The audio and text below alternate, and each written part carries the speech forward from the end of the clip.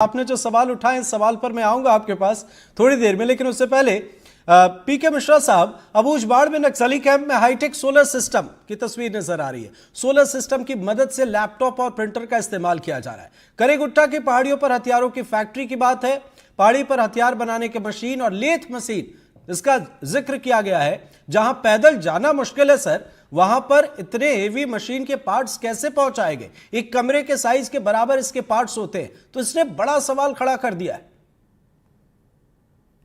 बिल्कुल, मैं क्लियरली बताना चाहता हूं कि दुश्मन को कभी भी छोटा नहीं समझना चाहिए। हमको उनसे सीख लेना चाहिए।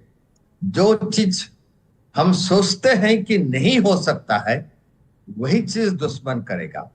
मैं इसके पहले आपके ही चैनल में जब करीगुट्टा का ऑपरेशन हुआ था और उसमें 31 नक्सलाइट्स मारे गए थे, उसमें क्लियरली बताया था ये लेथ मशीन रायपुर से आया था और ये कम से कम 4-5 साल पहले आया था और ऐसा जगह पर करीगुट्टा में रखा गया ताकि उसको पता ना लगे। और ये देखिए, उसमें 4 फैक्ट्री है, वेपन बनाने का 4 फैक्ट्री है, 4 बंकर में, जिसमें उन्होंने डीजीएल बनाते थे, जिसमें उन्होंने लंचर बनाते थे, राइफल बनाते थे, 12 बोर बनाते थे, कट्टा बनाते थे और एक था ट्रेनिंग का। और लेथ मशीन में ये सब चीज बन रहा था। अब ड्रोन के बारे में बता रहे थे, अभी हम सुन रहे थे एक स्पीकर को। ये ड्रोन 2018 से हैदराबाद से मंगाए गए हैं। I repeat, these drones were brought from Hyderabad from 2018 और वो 2019 में सीआरपीएफ कैंप के ऊपर, बस्तर में जितने कैंप है उनके ऊपर सर्वेलेंस रखने के लिए ये ड्रोन्स 2019 में इस्तेमाल हुआ था। हमको उसी टाइम से ही चौकन्ना रहना चाहिए था, ना कि ड्रोन मिलने के बाद। हम इसके ऊपर बिल्कुल चर्चा करना चाहिए। ये ड्रोन कहां से आया? ये ड्रोन हैदराबाद से लाया गया है और लेथ मशीन रायपुर से हमारे जो है उनके जो गांव वाले हैं, जो उनके सपोर्टर्स हैं, ये चढ़ा है। 2 पॉइंट मैं क्लियरली बताऊंगा।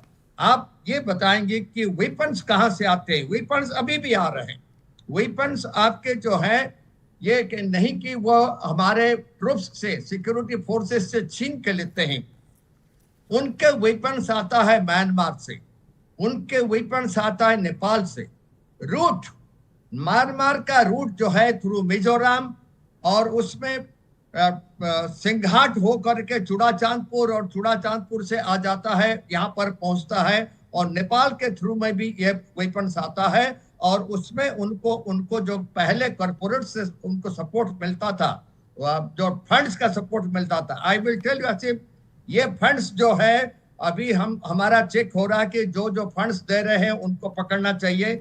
इसके साथ बहुत बड़ी चीज आ गया है, इनको फंड्स अभी आईएसआई दे रहा है, इनको फंड्स अभी डीजीएफआई दे रहा है।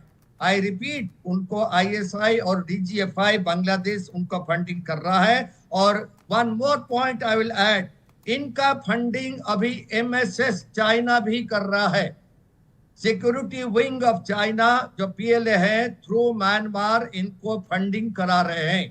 तो ये 3 कंट्री जो है डायरेक्ट इन्वॉल्व है वेपन्स भेजने में और फंड्स देने में। इसलिए हमको बड़ा चौकन्ना रहना चाहिए। और पर्टिकुलरली म्यांमार से उनको वेपन्स मिजोरम के थ्रू में, आई रिपीट, मणिपुर के थ्रू में नहीं आता है, मिजोरम के बॉर्डर से आता है और वो वहां से आसाम को आकर के वहां से उनके पास पहुंचता है और टिडिम रोड का इस्तेमाल होता है। ये ऑल दिस थिंग्स डेफिनेटली हमारा जो इंटेलिजेंस एजेंसी है उनके पास होगा। और हमको अभी ऐसा नहीं है कि जस्ट उन्होंने इम्प्रोवाइज्ड एक्सप्लोसिव डिवाइस हमारे अगेंस्ट पे लगाएंगे, लेकिन हमको 31 मार्च 2026 का टारगेट है, जो कि ऑनरेबल होम मिनिस्टर ने तय करके रखे हैं। और हमको जरूर उसके ऊपर ध्यान देना पड़ेगा। जैसे लेथ मशीन पहुंच गया रायपुर से लेकर के करीगुट्टा के जंगल में, जैसे अभी सोलर सिस्टम से वो लैपटॉप और प्रिंटर काम करा रहे हैं, जैसे उन्होंने वेपन्स बना रहे हैं, जैसे उन्होंने ड्रोन्स ला रहे हैं, जैसे उन्होंने वेपन्स ला रहे हैं फॉरेन से, जैसे फंडिंग आ रहा है उनको दूसरे सिक्योरिटी एजेंसी से, फॉरेन से, इसके ऊपर हमको ध्यान देना पड़ेगा।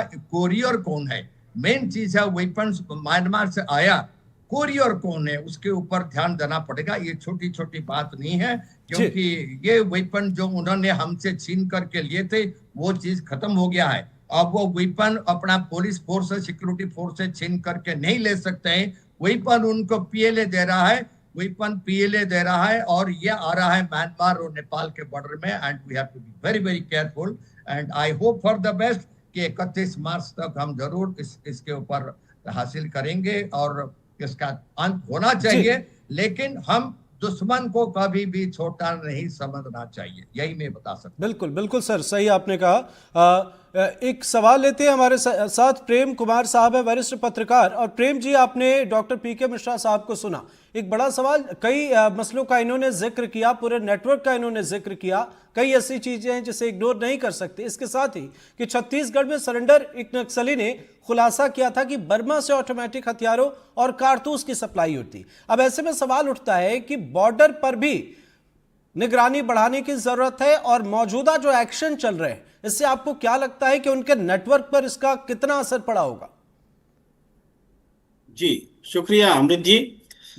हम जो चर्चा कर रहे हैं, देखिए बेसिक बात, हम हमारे साथ वरिष्ठ अधिकारी हैं, सीआरपीएफ से हैं, बीएसएफ से हैं, सबके पास बड़े बड़े अनुभव हैं। लेकिन एक बात हमें समझनी होगी कि दुश्मन अपने देश के भीतर दुश्मन नहीं होते, दुश्मन तो सीमा पर होते हैं, बॉर्डर पर लड़ते हैं, अपने देश के भीतर अपराधी होते हैं। ये बेसिक बात है और ये इस बात को हमको समझना पड़ेगा। दूसरी बात ये है कि ये जो हथियार बरामद हो रहे हैं और ऐसी राजनीतिक पृष्ठभूमि में जिसमें कि नक्सलवाद को खत्म करने का टाइम लिमिट सेट कर दिया गया है, तो इस राजनीतिक पृष्ठभूमि में नक्सलियों के से ये बरामदगी उनकी सफलता के रूप में देखें या कि इस पूरे हिंदुस्तान सरकार की विफलता के रूप में देखें। बहुत अच्छे से हमारे मिश्रा जी ने भी बताया कि कैसे मिजोरम के रास्ते से और सारी चीज सब कुछ मालूम है, हमारे देश के संस्थान को, खुफिया एजेंसियों को सब कुछ पता है, फिर भी एक सिस्टम कैसे फल फूल रहा है। वो इलाका, ये बहुत चर्चा में आता है कि वो इलाका विकसित नहीं है, वहां जाना मुश्किल है, दुर्गम है, और यही तर्क हमारा चाइना भारत के बॉर्डर पर भी रहता आया है। वहां लॉजिक कुछ और था, या दोनों के लॉजिक में भी एक समानता है। नक्सली नहीं चाहते कि ये हम सड़क बनने दे ताकि पुलिस वहां तक पहुंच सके, और हमारे देश के बॉर्डर पर भी ये थिंकिंग रही कि हम वो आसान नहीं रहने दे कि चाइना ही हमारे बनाए हुए रास्ते का इस्तेमाल करके हम तक आ सके। ये एक थ्योरी रही है। तो लेकिन ऐसे में हमें ये देखना है कि इस क्या नक्सली की थ्योरी पर देश चलेगा? नक्सली नहीं चाहेंगे सड़क ना बने तो क्या हम सड़क नहीं बना पाएंगे? ये क्या हमारी अक्षमता नहीं है, हमारी विफलता नहीं है कि हम सड़क नहीं बना पा रहे? अरे पहली लड़ाई यहीं लड़ लीजिए कि आदिवासियों के बीच में आप सड़क बनाएंगे।